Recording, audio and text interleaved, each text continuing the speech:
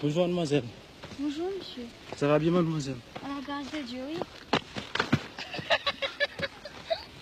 Quand je suis parti, il n'y a pas cette sécheresse-là. Une véritable malédiction à l'heure qu'il est. Tu parles du temps longtemps comme si tu étais déjà un homme d'âge. Oh, il y a longtemps que j'ai quitté le pays. Attends, à part que ça fera 15 ans. 15 ans que j'ai passé avant-hier. 15 ans à vu tomber la canne tous les jours.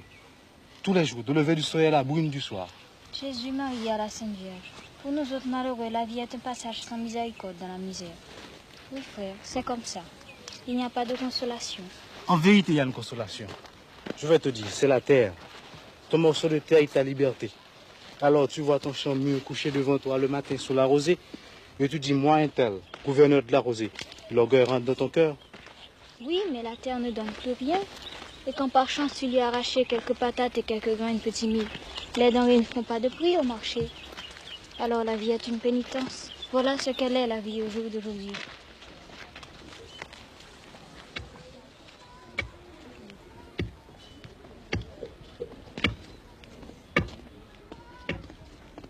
Maman, c'est Elia, bonjour. Et bonjour, belle-soeur Anaïs. Comment va tout le monde, ma belle négresse? Tout le monde est bien, ma commère, et toi-même? Pas plus mal, non? Sauf mon homme qui est couché avec la fièvre. Mais ça va passer. Oui, chère, ça va passer avec l'aide du bon Dieu.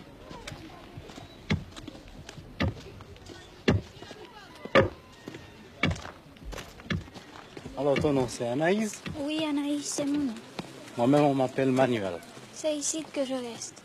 Moi-même je ne vais pas loin non plus. Je te dis merci pour la connaissance. Est-ce que nous nous reverrons encore?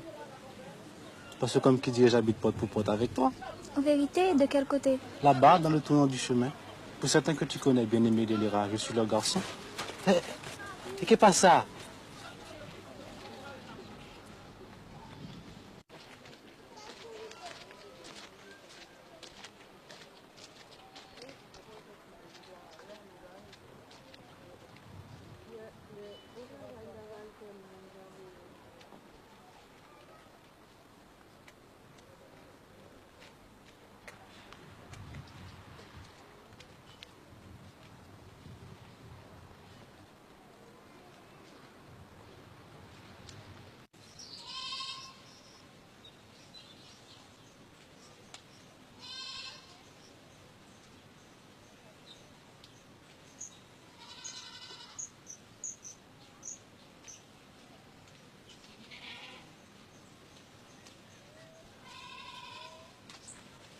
Je te dis bonsoir, Anaïs. Ôte-toi de mon chemin. Raconte-moi ce que je te fais. Et pourquoi nous sommes ennemis? Je n'ai pas à te bailler d'explications, je suis pressée, laisse-moi passer. Réponds-moi d'abord. Je ne veux pas te faire des violences, Anaïs. J'ai de la bonne amitié pour toi, crois-moi, en vérité. Ah, mes amis, en voilà un homme entêté. On dirait qu'il n'a pas d'oreille pour entendre. Je te dis de me laisser continuer mon chemin. Je te cherchais tout partout, mais tu t'es caché comme si j'étais le loup-garou lui-même. Je voulais te parler parce que je sais que tu peux m'aider. Moi, t'aider, comment ça? Je te dirai si tu veux m'écouter. Les gens vont nous voir. Personne ne vient, et même si... Est-ce que tu n'es pas fatigué, Anaïs, de toute cette haine qu'il y a à l'heure qu'il y a entre nous? On a assez de peine comme ça avec l'existence, c'est vrai. Parce que l'existence est devenue difficile, Manuel. Laisse-moi partir. Alors tu n'as pas oublié mon nom? T'en prie, ne me tourmente pas. J'ai un grand causier à faire avec toi, Anaïs, tu sais. On n'aura pas le temps, la nuit vient. Laisse-moi. Est-ce que tu as peur de moi, Anaïs? Je ne sais pas. Demain vers le tard de l'après-midi, dans le petit bois, près de la tanière, je t'attendrai. Non, non. Tu viendras, n'est-ce pas, Anna? Ah, tu me tourmentes. Et c'est comme si j'avais perdu mon bon ange. Pourquoi me tourmentes-tu, Manuel? Va en paix, va reposer, ma négresse. Je vais t'espérer, Anna.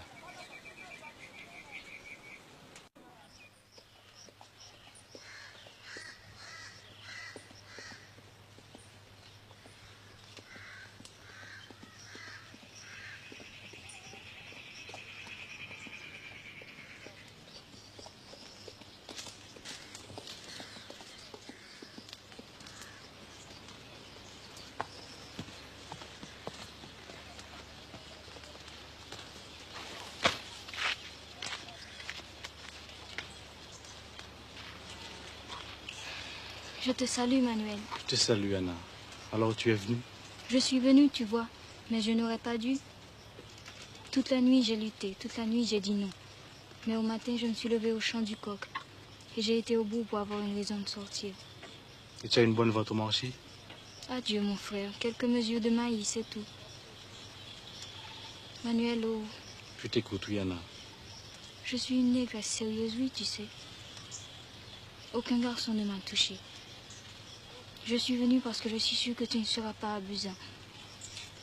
Pourquoi que j'ai confiance en toi? Pourquoi que j'écoute tes paroles? La confiance, ça devient tout naturel et tout vrai. Avec un regard, ça suffit pour savoir la vérité ou la menterie. Depuis le premier jour, tu m'entends, Anna? Depuis le premier jour, je savais que tu n'avais pas de fausseté, que tout était clair en toi, et propre comme une source, comme la lumière de tes yeux. Ne commence pas avec les galanteries, ça ne sert à rien et ce n'est pas nécessaire. Moi aussi, après notre rencontre sur la route, je me disais en moi-même, il n'est pas comme les autres et il a l'air bien sincère. Mais quel mot il parle. Jésus, Marie-Joseph, c'est trop savant pour l'entendement du malheureux. Ne commence pas avec le compliment, ça ne sert à rien, ce n'est pas nécessaire. Souris comme la touterelle. Et je vais m'envoler comme elle si tu continues tes flatteries. Est-ce que je ne vais pas t'asseoir?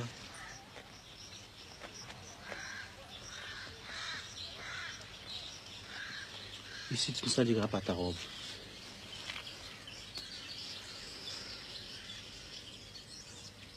Quel est ce grand causé que tu avais à me faire? Et comment moi, Anaïs, je voudrais bien savoir, je pourrais aider un homme comme toi. Je vois la couleur de la plaine, la récolte a péri, il n'y a plus d'espoir. Qu'est-ce que vous avez fait contre? Une seule chose, crier votre misère aux lois, offrir des cérémonies pour qu'ils fassent tomber la pluie. Mais tout ça, ce sont des bêtises, des macaqueries. Tu n'as pas peur de respecter les vieux de Guinée, Manuel? Non, j'ai de la considération pour les coutumes des anciens. Mais le sang d'un coq ou d'un cabri ne peut faire virer les saisons, changer la cause des nuages. Mais qu'est-ce qu'on peut faire? C'est la fatalité, que veux-tu? Suppose, Anna, suppose que je découvre l'eau et je l'amène dans la plaine. Tu ferais ça, Manuel? Oui, tu le feras. Tu es le nègre qui trouvera l'eau et tu marcheras au milieu de tes plantes. Pas moi seulement, Anna. Tous les habitants ont leur part. Tous ont la bienfaisance de l'eau. Aïe, Manuel, aïe, frère. Toute la journée, ils affilent leurs dents avec des menaces. L'un déteste l'autre. Les amis d'hier sont les ennemis d'aujourd'hui. Et ils ont pris 2 cadavres pour drapeau. Il y a du sang sur ces cadavres et le sang n'est pas encore sec. Je sais, Anna, mais écoute-moi bien. Ce sera un gros travail de conduire l'eau jusqu'à Fond-Rouge. Il faudra un concours de tout le monde. Et s'il n'y avait pas de réconciliation, ce ne serait pas possible. Mais Laisse-moi te raconter. Au commencement entier, on était sans défense, sans résistance. Celui-ci se croyait blanc, celui-là était nègre. Mais il y avait pas mal de mésententes entre nous. On était éparpillés comme du sable. Et le patron marchait sur ce sable. Mais lorsque nous avons reconnu que nous étions pareils, lorsque nous nous sommes rassemblés pour la huelga, la huelga? on dit plutôt la grève. La grève? Qu'est-ce que c'est ce mot? Regarde, tu vois ce petit doigt, comme c'est maigre. Et celui-là, pas bien fort. Et celui-ci, pas bien gaillard. Et ce autre, pas bien fort non plus. Et c'est ça, tout seul. Eh bien, maintenant, regarde. Est-ce que c'est assez solide? On dirait que oui, pas vrai. Eh bien, la grève, c'est ça la grève. Un homme de 1000 voix qui ne font qu'une. Qui s'abat sur la table du patron avec le pesant d'une roche. Non. Je te dis non, et c'est fini. Pas de travail, pas de zafra, pas d'un brin d'herbe coupé. C'est de nous paie par le juste prix et le courage de nos bras. Et le patron, qu'est-ce qu'il peut faire, le patron? Appeler la police, c'est ça. Parce que les deux sont complices comme la peau et la chemise. Embarquez-moi ces brigands. On n'est pas des brigands. On est des travailleurs, on est des prolétaires. Et on reste en têtu sous l'orage. Malgré la faim, la police, la prison. Il y en a qui tombent, mais le reste tient bon. Et pendant ce temps, la canne attend. Et pourri sous pied. L'usine attend. Le patron attend. Il attend. Avec tous ses calculs. Et tout ce qu'il avait escompté pour remplir ses poches. Et à la fin des faits, on est bien obligé de composer. Alors quoi qu'il dit, on ne peut pas causer. Sûr, puisqu'on a gagné la bataille. Et pourquoi? Parce qu'on est soudés en une seule ligne, comme les épaules des montagnes. Et il n'y a pas de force, il n'y a pas de force sur terre, ni en enfer, pour les branler, pour la détruire. Tu vois? Et moi, quel est mon rôle? Quand j'aurai déterré l'eau, je te ferai savoir. Et tu commenceras à parler aux femmes. Tu diras à cousin tel, on raconte que ce garçon de bien-aimé avait trouvé une source. Mais il dit c'est tout un tracas de l'amener jusqu'à la plaine. Il faudra un combat général. Mais comme on est fâché, donc ce ne serait pas possible. Et l'or restera là sans profit pour personne. Et puis tu mettras la causée sur la pente de la sécheresse, la misère. Comme les enfants faiblissent et tombent malades. Tout de même s'il y avait l'arrosage et que ça changerait du tout en tout. Tu diras, cette affaire de Doriska et le sauveur avait peut-être fait son temps.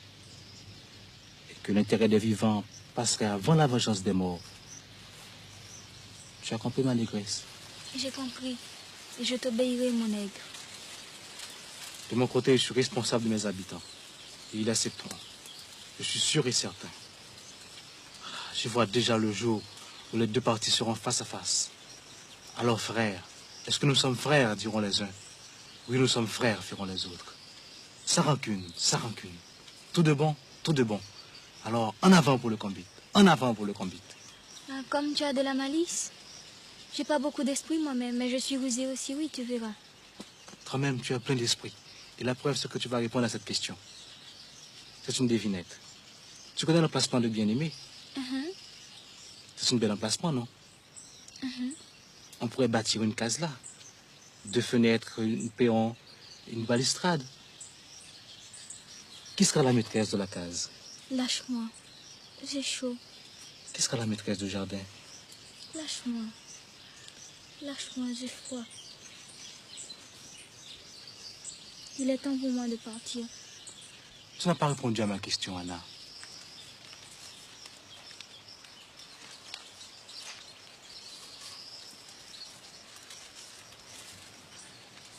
Tu n'as pas répondu à ma question. Non, Manuel. Alors, c'est oui, Anna. C'est oui, chérie. Mais laisse-moi aller, t'en prie. Alors, adieu, mon maître. Adieu, Anna.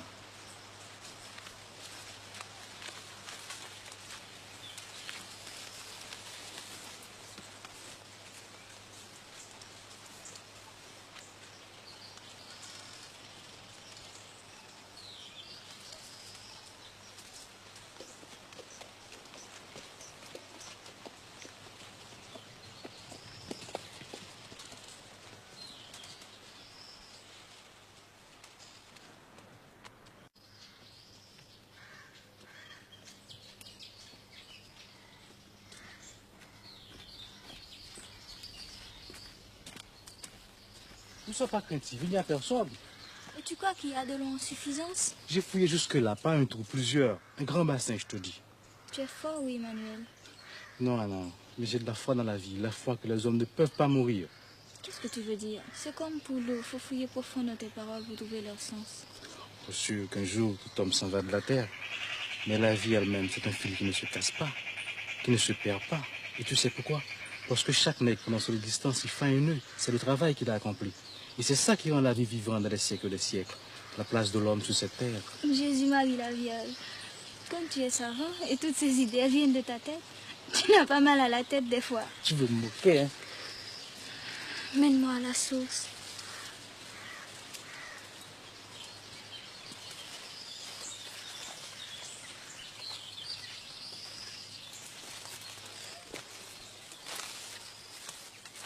Ça sent le frais, ça sent le vent et l'humide.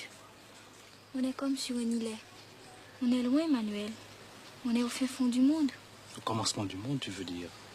Parce qu'au commencement des commencements, il y avait une femme et un homme comme toi et moi. Et la femme et l'homme entrèrent dans la source et se baignerent dans la vie. Viens.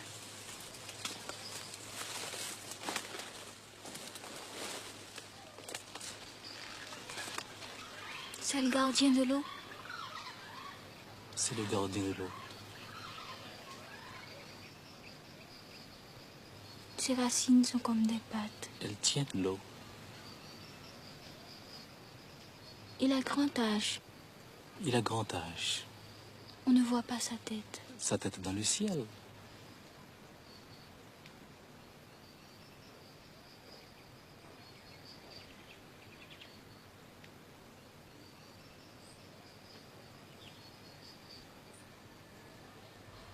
Montre-moi l'eau, Manuel.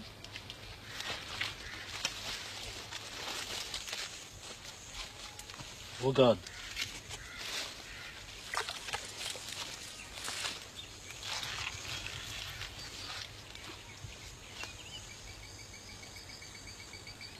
Je te salue, ô bénite. Et regarde pas là encore. Il y en a tout partout. Je la vois.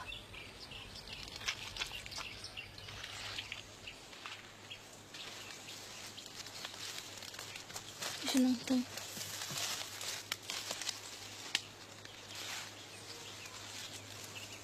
Anna. Mon aigle.